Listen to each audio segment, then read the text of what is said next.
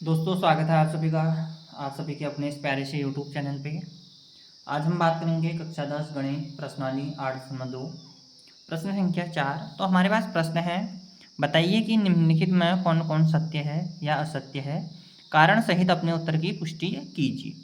तो इसका पहला क्वेश्चन है साइन ए धन बी बराबर साइन ए धन साइन बी। तो पहले हम इसको सॉल्व करेंगे। तो सबसे पहले हमारे पास जो हल रहेगा इसका हल हम ज्ञात करेंगे।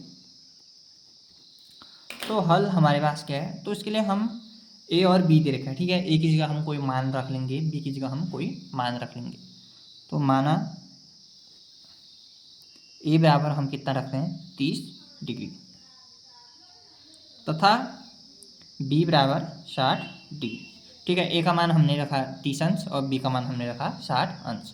तो अब हमारे पास जैसे कि हम क्वेश्चन में देख रहे हैं, हम अपने प्रश्न में देख रहे हैं, तो साइन ए धन बी बराबर कितना दे रखा है, साइन ए धन साइन बी। तो मैं यहाँ पर हिंट के रूप में लिख देता हूँ कि प्रश्न से, ठीक है।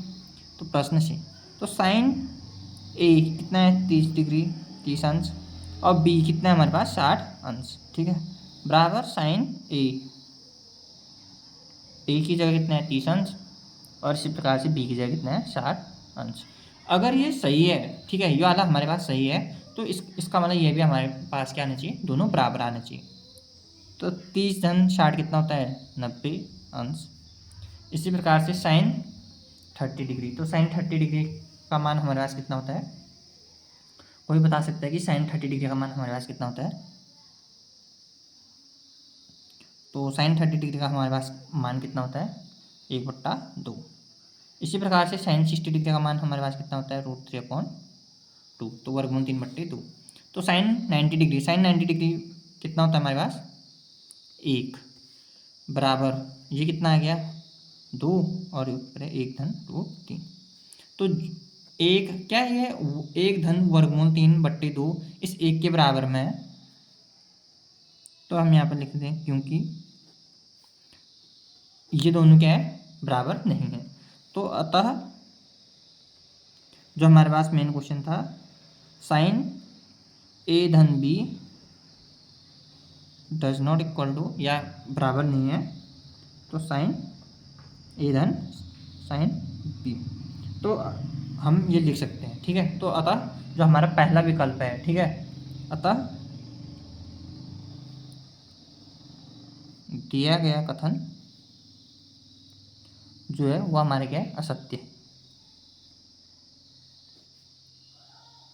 तो हमारा जो पहला कथन हो गया वह क्या हो गया असत्य हो गया, ठीक है, ये पहला। इसी प्रकार से हम दूसरा देखेंगे। तो क्या है थीटा में वृद्धि के साथ साइन थीटा के मान में भी वृद्धि होती है, यानी थीटा मतलब कोई अंश है, ठीक है। जैसे हमने 0 डिग्री माना, फिर क्या माना हमारे पास 30 डिग्री, फिर 60 डिग्री 90 डिग्री, ऐसे करके हम जब बढ़ाते जाएंगे क्या हमारे जो साइन का मान है वह भी बढ़ेगा। जैसे हमारे पास साइन 0 कितना होता है हमारे पास साइन 0 0, साइन 30 डिग्री कितना होता है 1/2, साइन 45 डिग्री कितना होता है 1/√2 और इसी प्रकार से साइन 60 डिग्री बराबर वर्गमूल 3/2। फिर इसी प्रकार से साइन 90 डिग्री बराबर 1। तो क्या आपको देख रहे हैं कि ये जैसे जैसे हम 0 था, फिर 30 था, फिर 45, फिर 60, इनके मान में तो वृद्धि हो रही है। तो इनके साथ साथ जो इनका पूरा मान है ये 0 1/2 क्या ये भी बढ़ रहे हैं। तो ये हमने चेक करना है।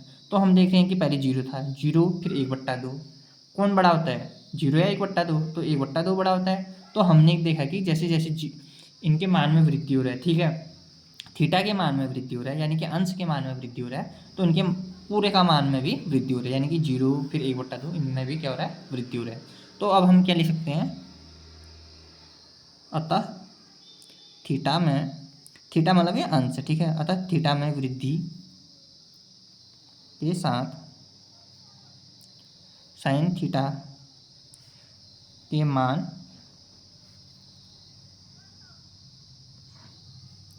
में भी क्या हो रहा है के मान में भी वृद्धि होती है।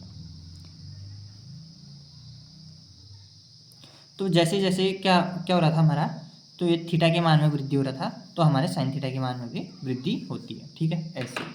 तो इसी प्रकार से हम इसका तीसरा प्रश्न भी हल करेंगे। तो तीसरा प्रश्न क्या है, थीटा में वृद्धि होने के साथ कॉस थीटा के मान में भी वृद्धि होती है। तो हमने ये चेक करना। तो आप यहाँ पर लिख सकते हो, ठीक है, यहाँ पर लिख देना, अतः दिया गया कथन सत्य है।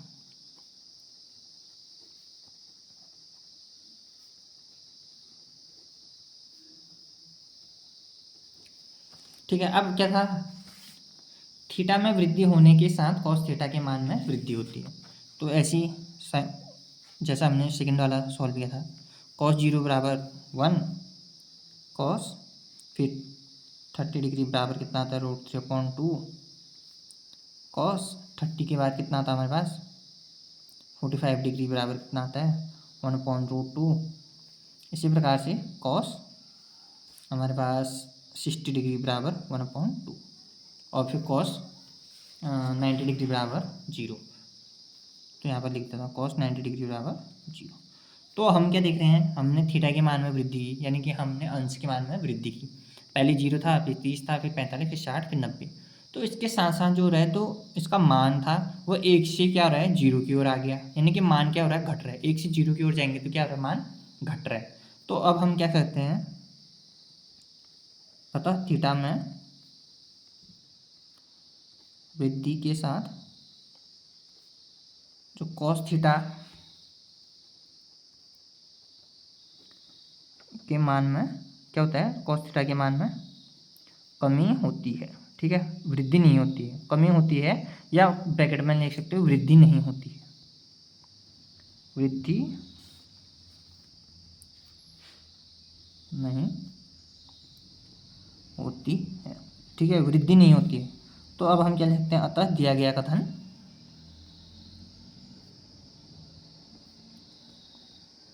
जो है वो हमारा क्या था, असत्य है। जो हमारा दिया गया कथन क्या है वह असत्य है। ठीक है, तो आपके 3 ऑप्शन हो चुके हैं, 3 क्वेश्चन हो चुके हैं। तो इसी प्रकार से हम इसका चौथा प्रश्न करेंगे। तो ये दे रखा है कि थीटा के सभी मानों पर साइन थीटा बराबर कॉस थीटा, यानी कि जितने भी अंश होंगे साइन थीटा की वह कॉस थीटा के बराबर होंगे, कॉस के सभी अंश के बराबर होंगे। ठीक है, तो इसको हम कैसे सॉल्व कर सकते हैं, जैसे साइन थीटा बराबर कॉस थीटा। ठीक है, ये दूसरी ओर जाएगा तो ये क्या आएगा, बट्टे में आएगा, बराबर sine theta upon cos theta बराबर टेन थीटा बराबर 1। क्या टेन थीटा सभी के लिए 1 होता है? ठीक है, हमने टेन के जितने भी मान थे क्या सभी के लिए 1 होता है? तो इसको या तो और सॉल्व करें तो टेन कितना आएगा, 10 45 डिग्री। एक इसके बराबर होता है 10 45 डिग्री के बराबर, तो थीटा बराबर 45 डिग्री। कहने का अर्थ है कि जब थीटा हमारा 45 डिग्री होगा तभी हमारा साइन थीटा बराबर कॉस थीटा होगा, वरना नहीं होगा। ठीक है, तो इस रूप में हम कह सकते हैं थीटा के सभी मानों के लिए साइन थीटा जो होता है वो हमारा कॉस थीटा के बराबर कॉस थीटा नहीं होता है। ठीक है, इसको एक की बार करना।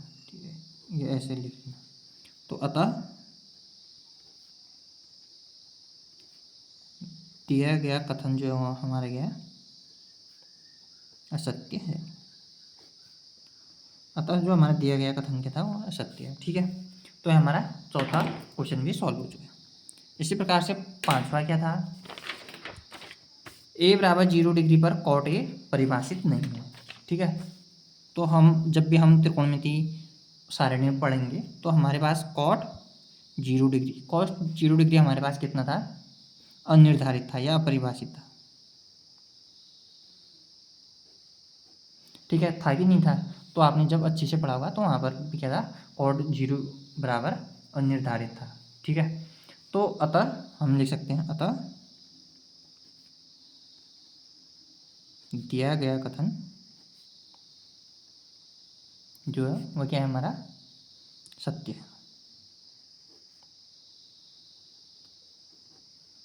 दिया गया कथन जो हमारा सत्य है। ठीक है, तो कॉट 0 डिग्री बराबर कितना होता है, अनिर्धारित होता है या परिभाषित होता है। तो अब हम क्या कर सकते हैं, अतः कॉट ए परिभाषित नहीं है। ठीक है, a बराबर 0 डिग्री पर कॉट ए परिभाषित नहीं है, अतः दिया गया कथन सत्य।